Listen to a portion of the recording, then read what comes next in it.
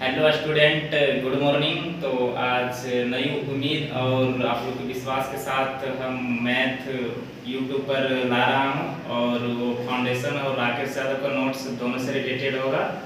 और अभी बिहार पुलिस आ चुका है तो उसके लिए आप लोग को दिखा दूँ कि ये देख रहे हैं, ये जीके ऑब्जेक्टिव है, इससे भी 50 क्वेश्चन करवाया जाएगा। तो आप लोग जरूर यूट्यूब चैनल से जुड़िए और आप लोग भी तैयारी कीजिए और उम्मीद का अपना लक्ष्य पूरा कीजिए। थैंक्स, धन्यवाद।